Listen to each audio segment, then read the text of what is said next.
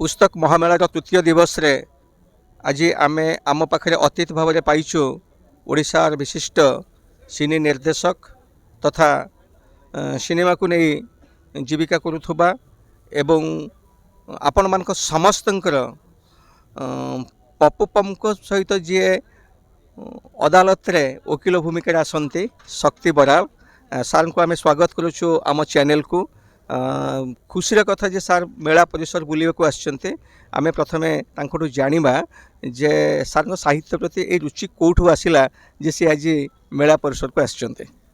नमस्कार, मु शक्ति बराल निर्देशक अभिनेता। तो आपण मन सब बळे मते सिनेमा रे टीवी रे सब देखिचंती भल पाइबा देइचंती, तेणु आपण समस्त को आज डिसेंबर 2025 रे गोटे शीतुआ संध्या रे पुस्तक मेला परिसर रु अभिनंदन शुभेच्छा। तो ये जो कथा पचाली बहुत लंबा कथा जे कौठू बहिर आसिला, तबे मो विषय खाली एति कहबी आम पिला बेले स्कूल ले पढ़िला बेले आम घरे बापा बड़ापा दादा आउ 3 जन पीसी से 4 जन शिक्षक थिले, बाकी किसी नाटुआ थिले। आउ आम घर को प्राय सबू पत्र पत्रिका आसुला, खबर कागज पत्र पत्रिका आसुला। ता भितरे जन्ममामु है गोटे मूल उत्स जोटा कि यही सबू माने दुनिया भितर को पशिवाई आग्रह सृष्टि कला। जन्ममामु, मनपवन, शिशुलेखा, झंकार, साप्ताहिक खबर कागज सांगरे जो पत्रिका आसे, मासिक पत्रिका जोटा आसे, एमती अनेक पत्र पत्रिका पढ़िबार गोटे निशा आम घरे थिला। गोटे जन्ममामु आसिले ताकू पढ़िया पई 4 जन बाड़िया बाड़ी लागू, गोटे जन्ममामु 2 फाळ करी कटा जाए जे 2 जन पढ़ी परिबे ताकू सिलाई करा जाए। एवं वर्ष वर्ष धरी जन्ममामु भी प्रति वर्षर ताकू गोटे गोटे बाइंडिंग कर रखा जाए। आज भी 10-15 वर्षर जन्ममामु साइता हेकी पड़छि। तो सेउठू आरंभ हैला। तापरे बोधे यही जो माने नाटक रे अभिनय करिबा, निर्देशना दबा बा नाटक भितर को आसीबा तार गोटे प्रेरणा सेटू मिलिथिला। तो बही सांगरे प्रेम अति पिला बेलू से प्रेम एपर्यंत जारी रही। आ मु प्रति वर्ष पुस्तक मेला को आसे, गोटाए रेकी करे जे कौन कौन बही अच्छी, गोटाए दिन रेकी हब ता देहरु निष्पत्ति नेबी। आजिकली मोबाइल सुविधा हेलानी, कौ प्रकाशन जमी खुशी प्रकाशन मुझे सामने ठिया होती, खुशी प्रकाशन कौन गोटे बही मत भल लगे तो मोर बजेट भितर मु पुणी आउ दिने आसी से बही गुड़ी को कलेक्ट करे, माने अनाबना भाव में मेचाई किणेनी। तो प्रति वर्ष मोर एटा गोटे नीति काम।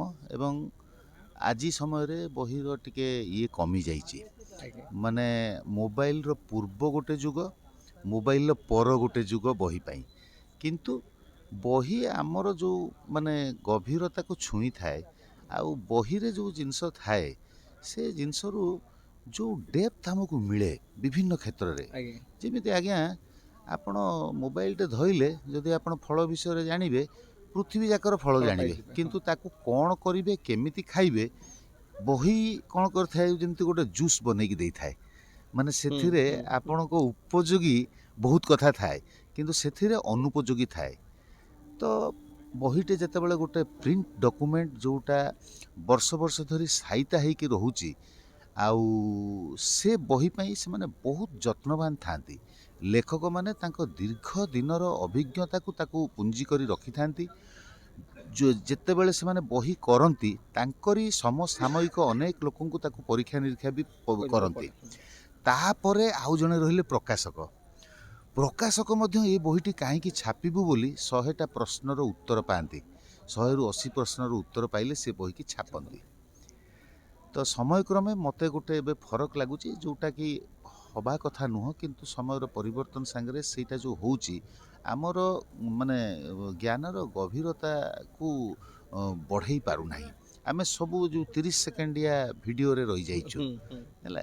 जेमिति आपण दिने 2 दिन दंड बैठकी मारले आपण सुंदर स्वास्थ्य हब नाही, आपण दीर्घ दिन करिया पड़िबो। जेमिति 2-4 दिन हारमोनियम पाखरे बसी गाई देले गायक होई परिबेनी, सेमती ये गोटे लगातार प्रयास। आ मु जेहेतु फिल्म इंडस्ट्री काम करची, मु ए कथाटी ମୁଁ ହୃଦୟଙ୍ଗମ କରିଛି ଏବଂ ଅନେକ ମଧ୍ୟ ଯେଉଁମାନେ ଜାତୀୟ ଅନ୍ତରାଷ୍ଟ୍ରୀୟ ସ୍ତରରେ ଯେଉଁ ନିର୍ଦ୍ଦେଶକ ଆମର ଓଡ଼ିଆର ହୁଅନ୍ତୁ ବା ଭାରତୀୟ ନିର୍ଦ୍ଦେଶକ ହୁଅନ୍ତୁ, ମୋର ଗୋଟେ ମାନେ ନିଜସ୍ୱ ମାନେ ଅନୁଭୂତି ବା ନିଜସ୍ୱ ମୋର ବୁଝିବା, ମୋର ଯେତିକି ଜ୍ଞାନ ସେତିକିରେ ମୁଁ ବୁଝିଛି ଯେ ଜଣେ ଯଦି 1000 ସିନେମା ଦେଖିବ ତାହେଲେ ସିଏ ଗୋଟେ ଷ୍ଟୋରି ତିଆରି କରି ତାକୁ ପ୍ରେଜେଣ୍ଟ କରିପାରିବନି ସିନେମାରେ। 1000 ସିନେମା ଦେଖିଲେ ଆପଣ ସିନେମା ମେକର ହେଇଯିବେନି, କିନ୍ତୁ ଆପଣ ଯଦି 1000ଟି ବହି ପଢ଼ିବେ ତାହେଲେ ଗୋଟିଏ ବି ସର୍ଟ ଫିଲ୍ମ ଯଦି ଆପଣ କରନ୍ତି ଛୋଟ କାହାଣୀ ତାହେଲେ ସେ ଲୋକଙ୍କୁ ଭଲ ଲାଗିବ। ଆଚ୍ଛା ଶକ୍ତି ଭାଇ, ଗୋଟେ ପ୍ରଶ୍ନ ଏଠି ଆପଣଙ୍କୁ ରହିବ ଯେ ଆମ ଓଡ଼ିଆରେ ମଧ୍ୟ ବହୁତ କାଳଜୟୀ ବହି ରହିଛି, ପୁଣାଠୁ ଆରମ୍ଭ କରି ଏପର୍ଯ୍ୟନ୍ତ ନୂଆ ମାନେ ପିଢ଼ିର ବି ଲୋକମାନେ ଲେଖୁଛନ୍ତି, କିନ୍ତୁ ଆମର ଅରିଜିନାଲ ସାହିତ୍ୟ କାହାଣୀକୁ ନେଇକି ଫିଲ୍ମ ତିଆରି ହେବାର ନଜିର ବହୁତ କମ୍। ତାର କାରଣ କ'ଣ? କାରଣ କ'ଣ ଶୁଣନ୍ତୁ, ଫିଲ୍ମଟେ କଲେ ଆପଣଙ୍କର ଗୋଟେ ଫିଲ୍ମର ଗୋଟେ ଖର୍ଚ୍ଚ ଅଛି। ଆପଣ ସେଇ ଖର୍ଚ୍ଚଟା ପ୍ରଡ୍ୟୁସର କେଉଁଠୁ ଆଣିବେ? ସେମାନେ ଅନ୍ୟ କୌଣସି ବ୍ୟବସାୟ କରୁଥିବେ, ସେମାନେ ଆସିକି ଫିଲ୍ମ କରିବେ। ଫିଲ୍ମଟା ମୁଖ୍ୟତଃ ମନୋରଞ୍ଜନ ପାଇଁ ହୁଏ। ତ ମନୋରଞ୍ଜନ ସାଙ୍ଗରେ ଯଦି କିଛି ଆପଣଙ୍କର କିଛି ଆଡ଼ଭାଇସ୍ ରହିଲା, ସୋସାଇଟି କିଛି ଦିଗଦର୍ଶନ ଦିଆଗଲା, ତାହେଲେ ତ ବହୁତ ବଢ଼ିଆ। ତ ମନୋରଞ୍ଜନ ହେଲା ମୁଖ୍ୟ ଲକ୍ଷ୍ୟ। ତ ସେଇ ଲକ୍ଷ୍ୟରେ ସମସ୍ତେ କରନ୍ତି, କିନ୍ତୁ ଅନେକ ଅଛନ୍ତି ମନୋରଞ୍ଜନ ନ ହେଉ ପଛେ ଆମ ଓଡ଼ିଆ ଅସ୍ମିତାର କଥା, ଆମ ଓଡ଼ିଆ ସାହିତ୍ୟର କଥା, ଆମ ଓଡ଼ିଆ ଗପର କଥା, ଆମ ମାଟିର କଥାକୁ ସିନେମା କରିବା ପାଇଁ ଆଗରୁ ଅନେକ ଚେଷ୍ଟା କରିଛନ୍ତି। ସେ ତୁଣ୍ଡବାଇଦ ହଉ, କାବେରୀ ହଉ, ଆଜିକା ସମୟରେ ଅନନ୍ତା ହଉ କିମ୍ବା ସେ ଯେଉଁ ପୁରୀର ଶଙ୍କର ତ୍ରିପାଠୀଙ୍କର ସେଇଟା ହେଲା ନାଁଟା ପାଟିରେ ପଶୁନି, ପୁଷ୍କରା, କରେକ୍ଟ, ପୁଷ୍କରା ହଉ, ସେମାନେ କରିଛନ୍ତି। ତ ସେଇ ଯେଉଁ ସିନେମା ଗୁଡ଼ିକ କରିଛନ୍ତି, ସେ ସିନେମାର ମଧ୍ୟ ଆଜିକା ସମୟରେ 60 ଲକ୍ଷରୁ 1 କୋଟି ଟଙ୍କା ଖର୍ଚ୍ଚ ହେଇଛି। ତାହା ଭାରତର ଜାତୀୟ ପୁରସ୍କାର ପାଉଛି, ସମ୍ମାନ ପାଉଛି, କିନ୍ତୁ ଆର୍ଥିକ ଦୃଷ୍ଟିକୋଣରୁ ତାହା ଫେରସ୍ତ ହେଇପାରୁନାହିଁ। ତେଣୁ ଯେଉଁ ପ୍ରଡ୍ୟୁସର ସେଇଟା ଗୋଟେ କରିଛନ୍ତି ତାଙ୍କର ଉତ୍ସାହ ଆସିଛି, କିନ୍ତୁ ପରବର୍ତ୍ତୀ ସିନେମା ପାଇଁ ପଇସା କେଉଁଠୁ ଆଣିବେ? ତ ସିନେମାର ବଜେଟଟା ଗୋଟେ ବହୁତ ବଡ଼। ତ ସେଇ ବଜେଟ କୁ ଆମେ ଆଫୋର୍ଡ କରିପାରିବେନି ବାରମ୍ବାର। ଆଚ୍ଛା, ସେମାନଙ୍କର ଆର୍ଥିକ କାବେରୀ ହଉ, ତୁଣ୍ଡବାଇଦ ହଉ, ସେ ଯେଉଁ ସିନେମା ସବୁ ସବୁ ଆମର ଲିଟରେଚରରୁ ହେଇଛି, ବଢ଼ିଆ ବଢ଼ିଆ ସିନେମା ହେଇଛି, କିନ୍ତୁ ତାର ଆର୍ଥିକ ପାର୍ଟଟା ଆଶାଜନକ ନୁହଁ, ସନ୍ତୁଷ୍ଟି ନୁହଁ ଏବଂ ଆଉ ତାଙ୍କୁ ଇନ୍ସପାୟାର କରିନି। ଯେଉଁ ଲୋକ ଗୋଟାଏ କରିଛି ଯଦି ସେ ତାହା ପାଇଥାନ୍ତା, ବ୍ରେକ୍ ଇଭିନ୍ ପାଇଥାନ୍ତା, 50 ଲକ୍ଷ ଖର୍ଚ୍ଚ କରି 50 ପାଇଥିଲେ ବି ସେ ତା ପରଟା ସେଇଦିନ ଡିକ୍ଲେୟାର କରିଥାନ୍ତା। ଅଡିଏନ୍ସର ପ୍ରୋବ୍ଲେମ ପାଇଁ ଆମ ପାଖରେ ସେତିକି ଅଡିଏନ୍ସ ନାହାନ୍ତି ବୋଲି ଆମେ ପାଉନେ। ଆଉ 15 ବର୍ଷ ତଳେ ଯେଉଁ ପୁସ୍ତକ ମେଳା ହଉଥିଲା, ମୁଁ ଦେଖିଛି ୟଙ୍ଗ ଟିନେଜର ସେମାନେ ଗଲାବେଳକୁ ବ୍ୟସ୍ତ ହେଉଥିଲେ କେଉଁ ବ୍ୟାଗ୍ରେ ନେବୁ। ସମସ୍ତଙ୍କ ହାତରେ ଗେଟ୍ ପାଖରେ ଦେଖିବେ ଟେକୁଥିବେ, ନଈ ଯାଇଥିବେ ଛୁଆମାନେ। ହେଲା, ବର୍ତ୍ତମାନ ଜରିରେ ବହି ନେଉଛନ୍ତି, ମୁଁ ବହି ନେଉଛନ୍ତି, ବାଦାମ ପୁଡ଼ିଆ ନେଉଛନ୍ତି, ମୁଁ ଜାଣିପାରୁନି, ମାନେ ଯାହା ମୁଁ ଦେଖୁଛି। ତ ତେଣୁ ବହି ପ୍ରତି ବି ଲୋକଙ୍କର ଆକର୍ଷଣ କମିଗଲାଣି। ଏ ଯେଉଁ ଡିଜିଟାଲ ଦୁନିଆର ମାୟାରେ ଆମେ କେମିତି ଫଟାଫଟ 2 ମିନିଟ୍ର ନୁଡୁଲ ଖାଇକି ରେଡ଼ି ହେଇଯିବୁ, ଆଉ ସେ ଚୁଡ଼ା, କଦଳୀ, ନଡ଼ିଆ, ଗୁଡ଼, ତାର ବହୁତ ପ୍ରକ୍ରିୟା, ଚୁଡ଼ାକୁ ଧୁଅ, ନଡ଼ିଆକୁ ଫଟାଅ, ତାକୁ କୋର, ସେତିକି ଟିକେ ଧୈର୍ଯ୍ୟ ରହୁନାହିଁ। ମାନେ ମୋ କହିବା କଥା, ପରିବର୍ତ୍ତନକୁ ଆକ୍ସେପ୍ଟ କର, କିନ୍ତୁ ଆମର ଯେଉଁଟା ନିଜତ୍ୱ, ଯେଉଁ ଅସ୍ମିତା କହୁଛନ୍ତି, ଆମ ନିଜର ପଣିଆକୁ, ମାଉସୀର ସେବା କର କିନ୍ତୁ ମା ସେବାଟାକୁ ଭୁଲ ନାହିଁ। ତ ବହି ଆମେ ଓଡ଼ିଆ, ସିମ୍ପଲି ଓଡ଼ିଶା ଗୋଟେ ରାଜ୍ୟ, ତାର ପରିଚୟ ପାଇଛି, ତାର ଭାଷା ଯୋଗୁଁ ପରିଚୟ ପାଇଛି। ତ ଯିଏ ଭାଷା ପାଇଁ ପରିଚୟ ପାଇଛି, ମୋ ବାପା ପାଇଁ ମୁଁ ଯଦି ନାମିତ, ମୋ ବାପା ପାଇଁ ମୁଁ ଯଦି ପରିଚୟ ପାଉଛି, ମୋ ବାପାକୁ କେମିତି ଭୁଲିଯିବି? ତେଣୁ ଓଡ଼ିଆ ଭାଷା ସାହିତ୍ୟ ଏକୁ ଆପଣ ବାଧ୍ୟ ନୁହନ୍ତି, ଆପଣ ତାକୁ ସାଇତିବାର ଦାୟିତ୍ୱ ବି ଆପଣଙ୍କର ଅଛି।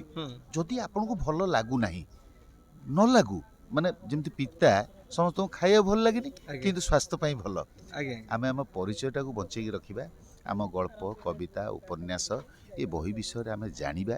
ଯେତେବେଳେ ଆମେ ବାହାରକୁ ଯିବା ଆମ ପରିଚୟ କ'ଣ ଦେବା? ତେଣୁ ମୁଁ ଆଉ ବିଶେଷ କିଛି କହୁନି। ଗୋଟେ ପ୍ରଶ୍ନ ପଚାରିବି ଯେ ସାହିତ୍ୟକୁ ନେଇକି ମାନେ ଓଡ଼ିଆ ସାହିତ୍ୟକୁ ନେଇକି କିଛି ପ୍ରୋଜେକ୍ଟ ଆପଣଙ୍କର ଆଗକୁ କରିବାର ଅଭିଳାଷ ଅଛି କି? ଅଛି। ବର୍ତ୍ତମାନ ମେନ୍ ହୁଁ। କଥା ହେଇଛି ପ୍ରୋଡ୍ୟୁସର୍ସ।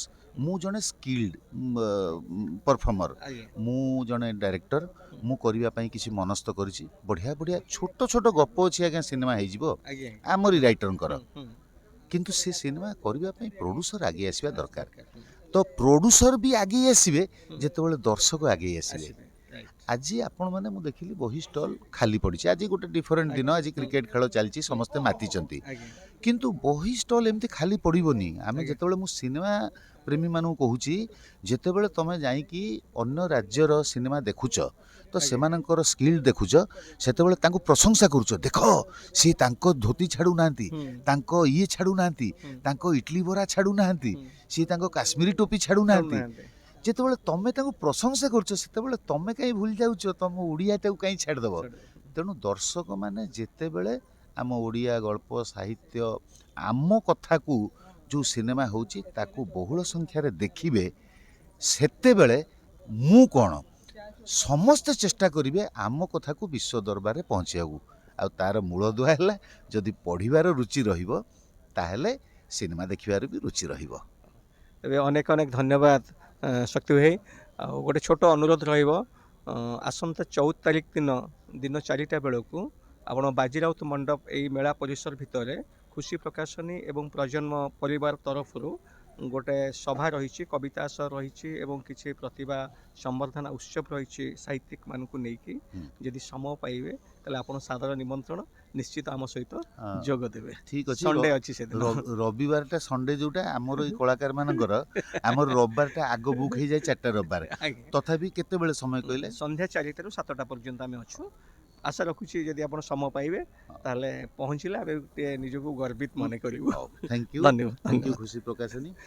ଆଉ ସମସ୍ତଙ୍କୁ ଦର୍ଶକଙ୍କୁ ଯାହା ପାଖରେ ମୋ ଭିଡ଼ିଓ ପହଞ୍ଚି, ମୁଁ ଅନୁରୋଧ କରିବି, ନିଜ ମାଆକୁ ଅବହେଳା କରନ୍ତୁନି, ନିଜ ମାତୃଭାଷାକୁ ଅବହେଳା କରନ୍ତୁନି, ନିଜ ମାଟିକୁ ଅବହେଳା କରନ୍ତୁନି। Thank you.